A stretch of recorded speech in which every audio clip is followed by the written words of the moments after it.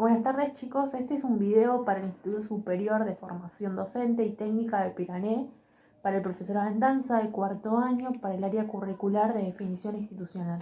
Nosotros somos Juan Luis Villar, Mora Vanessa, somos docentes y estudiantes de la Universidad Nacional de Formosa del profesorado en Historia. En este video vamos a hablar de la importancia de los cuentos y las leyendas para comprender una sociedad.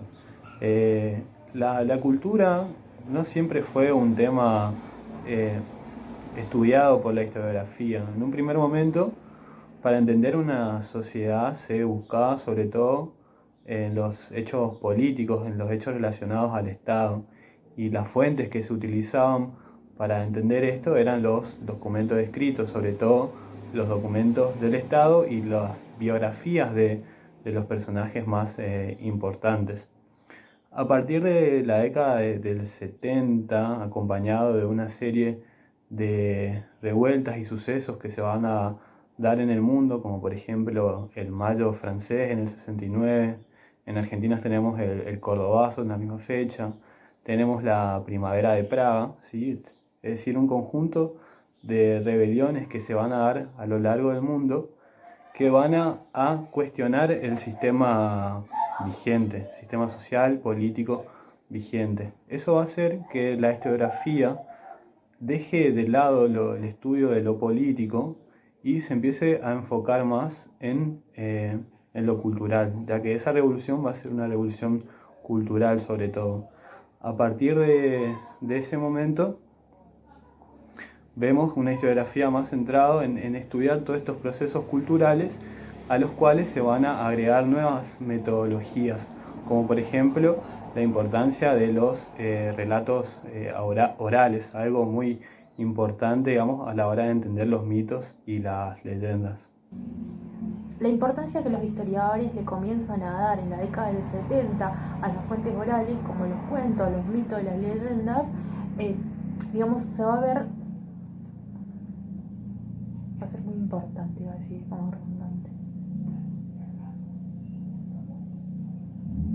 La atención que los historiadores comienzan a darle a los mitos, a la leyenda y a los cuentos a partir de 1970 aproximadamente va a ser muy importante. ¿Por qué? Porque los historiadores van a tratar de comprender, de explicar, digamos, cómo vivía, cómo sentía, cuál era la situación económica, la situación social, política incluso, de una sociedad determinada a través del estudio de estas fuentes, ¿no? Del cuento, de la leyenda o de los mitos, digamos. Un historiador muy reconocido que es Robert Darnton, que es un estadounidense, publica un libro en 1980 aproximadamente. El estudio que va a hacer es sobre los campesinos en la década en el siglo XVIII en Francia. Él se basa en el siglo XVIII en Francia. Y él, bueno, por ejemplo, los cuentos como Caperucita Roja, Blancanieves, Cenicienta, Pulgarcito, que hoy lo conocemos, digamos, a través de Disney, digamos, en ese momento en Francia del siglo XVIII tenía una connotación distinta, digamos. Por ejemplo, digamos, Blancanieves era una niña que había sido, digamos, abusada por su padre.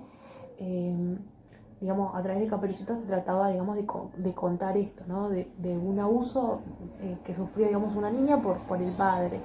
Por ejemplo, bueno, Blancanieves sucedía algo parecido, digamos, que digamos, los 7 enanitos en verdad eran hijos de Blancanieves, que esta era violada, digamos, constantemente por el príncipe. Y Pulgarcito, por ejemplo, digamos, era digamos, un niño que había nacido, digamos, como muy pequeño físicamente, y la familia, no, digamos, en ese momento, en el siglo XVIII en Francia, digamos, una familia necesitaba, digamos, producir sus propios alimentos. Entonces, digamos, al tener un hijo, tampoco había, digamos, infancia, adolescencia, digamos, ¿no? Al tener un hijo que no tenía la capacidad para trabajar, entonces era una pérdida para la familia. Entonces, lo que sucede es que Pulgarcito se pierde, digamos, lo abandonan en realidad, digamos, en el bosque, ¿no? Bueno, también sucede algo muy parecido con Cenicienta, digamos. Ahí se puede ver, digamos, la cuestión de la madrastra, de cómo las mujeres tenían una corta, vivían, digamos, morían a una corta edad, digamos, tipo 30 años, eh, digamos, había mucha mortalidad por parte de las mujeres, entonces era muy común tener madrastra, ¿no? Y bueno, se ve el maltrato, digamos, que va a tener, digamos, Cenicienta, el problema de la comida, digamos, la escasez de comida, y cómo, digamos, se priorizaba el alimento para la madrastra y para la hija de la madrastra, ¿no? Y no para Cenicienta. Pues esto nos permite de alguna manera, o a Darton lo que le permite, digamos, es comprender cuál es la situación económica en Francia en el siglo XVIII, digamos. Los cuentos también, digamos, tienen una función política. Eh, Hubo, digamos, en Francia algunos funcionarios que, digamos, trataban de adaptar algunos cuentos, digamos, en su mayoría los cuentos lo que transmitían eran sentimientos de tristeza, sentimientos, digamos, de explotación, de opresión, de maltrato. Entonces, lo que trataban, digamos, de hacer algunos funcionarios era, digamos, adaptar ciertos cuentos, tomar cuentos y adaptarlos y darlos de alguna manera, digamos, un final feliz.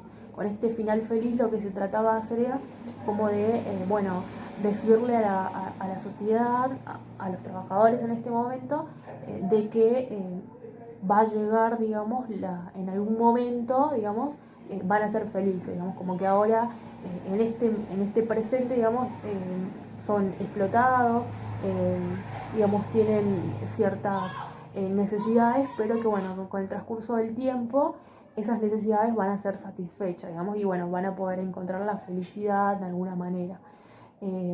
También, digamos, hay que rescatar la función que tienen los cuentos, que muchas veces son utilizados para transmitir ciertas ideas, ciertos comportamientos y ciertas formas de actuar. Bueno, eso fue todo el video. Espero que hayan comprendido, que les haya servido la explicación. Así que nada, buenas jornadas, buena cuarentena y saludos.